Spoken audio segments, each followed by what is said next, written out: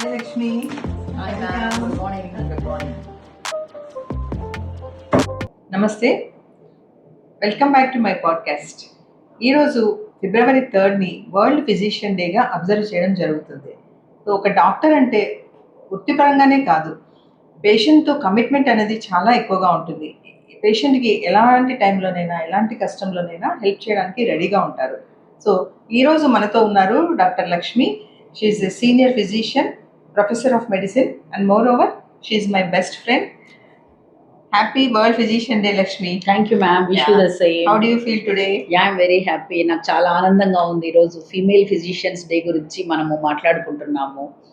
ఈరోజు మనం modern medicine అంటే ఏంటి, మెడికల్ ఫీల్డ్లో ఎలాంటి మార్పులు వచ్చాయి, ఇంకా అడ్వాన్స్డ్ ట్రీట్మెంట్స్ ఎలా ఉన్నాయి, ఇవన్నీ మనం డాక్టర్ లక్ష్మి గారి మాటల్లో తెలుసుకుందాం.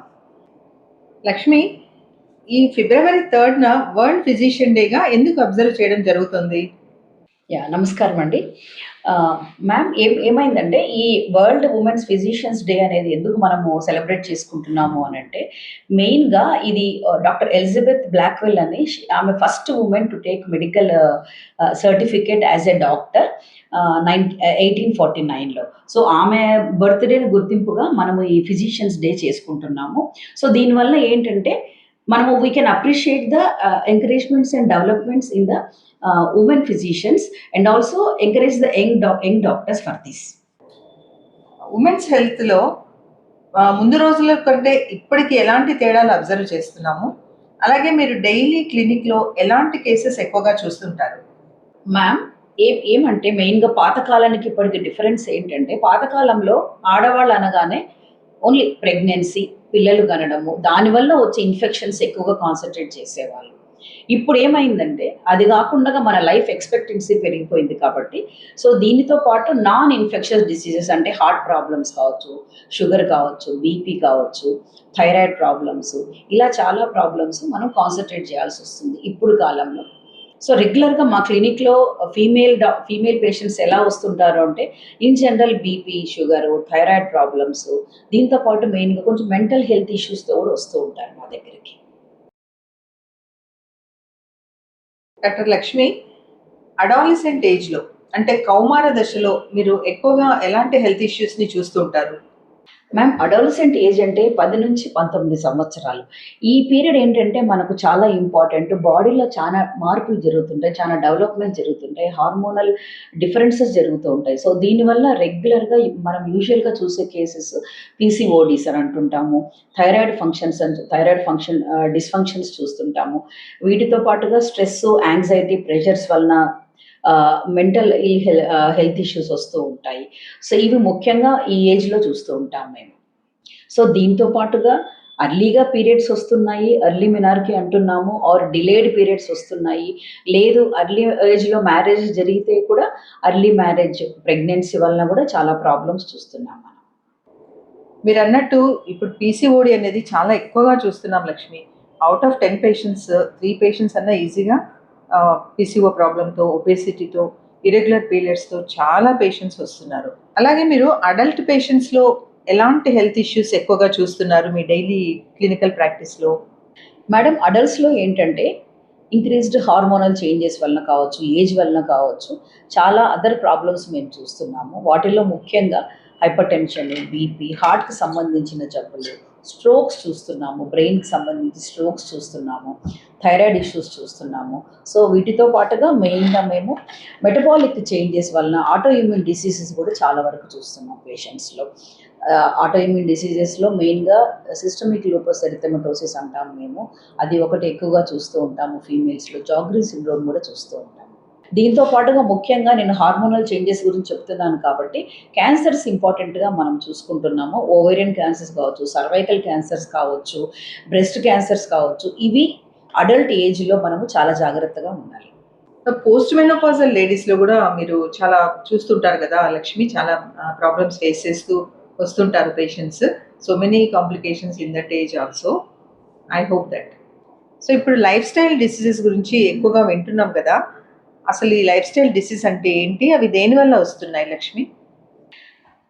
Yes ma'am. Life style diseases ఈ మధ్య కాలంలో చాలా ప్రాధాన్యతను తీసుకున్నాయి. ఏంటంటే మన మన లైఫ్ స్టైల్ మోడిఫికేషన్స్ చేసుకోకపోతే అంటే సెడెంటరీ లైఫ్ ఫిజికల్ యాక్టివిటీ లేకపోవడం వలన, వర్క్ ఎక్కువైపోయి, నిద్ర తక్కువైపోయి, స్ట్రెస్ తీసుకోవడము, ల్యాక్ ఆఫ్ స్లీప్ వలన, unhygienic diet or a proper balanced diet తీసుకోకపోవడం వలన కూడా చాలా హెల్త్ ఇష్యూస్ వస్తున్నాయి. సో వీటిని మోడిఫై చేసుకోవడానికే మనం ఇప్పుడు కొత్తగా లైఫ్ స్టైల్ డిసీజెస్ అనే ఒక పేరు పెట్టుకొని దాని గురించి ఎక్కువగా మనం మాట్లాడుకుంటున్నాం. సో ఫిజికల్ యాక్టివిటీ తక్కువ అవ్వడం వల్ల ఏమైతుందంటే obesity again hormonal imbalances, this leads to lot of health issues. So lack of sleep, నిద్ర లేకపోవడము, సో దీనివల్ల కూడా మనకు రకరకాల బ్యాడ్ హార్మోన్స్ అన్ని ప్రొడ్యూస్ అయిపోతూ ఉంటాయి బాడీలో. మినిమమ్ 7-8 అవర్స్ అనేది నిద్ర అనేది చాలా important. Physical activity is important and also a balanced diet is important. So ఇవన్నీ ప్రాపర్గా మనం బ్యాలెన్స్ చేయగలిగితే చాలా డిసీజెస్ని మనము ఆపుకోగలము. ముఖ్యంగా ఏంటంటే ఇంక్రీజ్ స్క్రీన్ టైం అంటున్నాము ఇప్పుడు.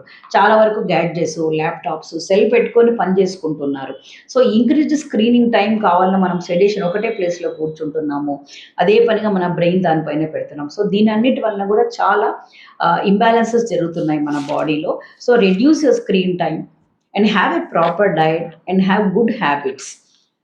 సో ఇవన్నిటిని మనము మోడిఫై చేసుకోవడం వల్ల ఈ లైఫ్ స్టైల్ డిసీజెస్ను చాలా వరకు అవాయిడ్ చేయగలం.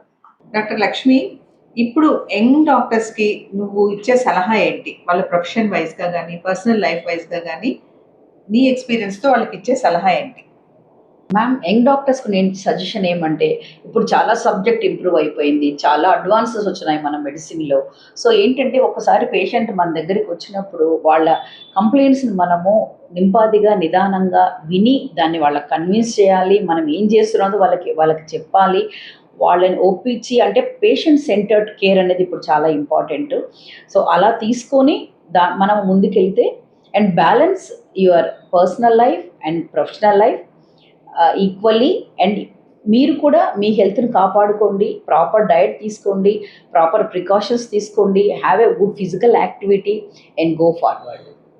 ఈ 2026లో on this occasion of world physicians day నువ్వు పేషెంట్స్కి ఇచ్చే మెసేజ్ ఏంటి doctor Lakshmi?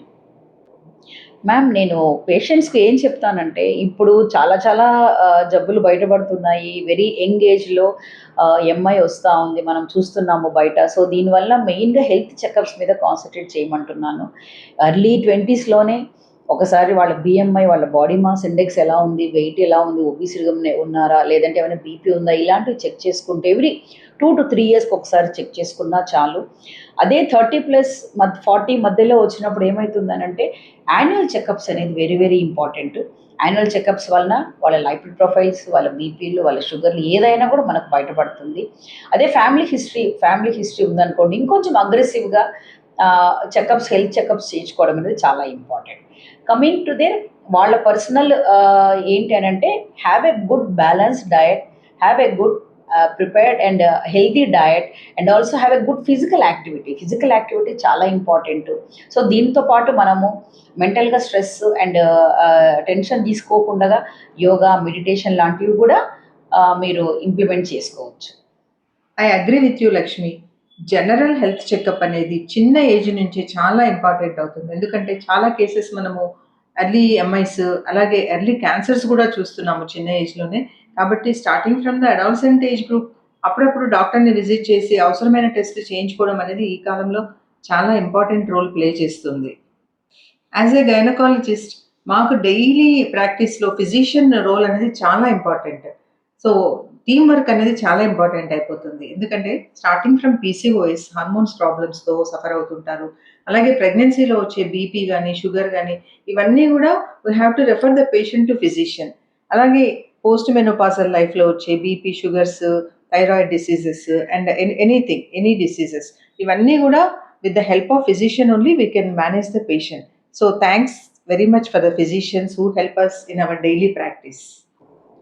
Thank you Dr. Lakshmi for joining this podcast and making the program lively.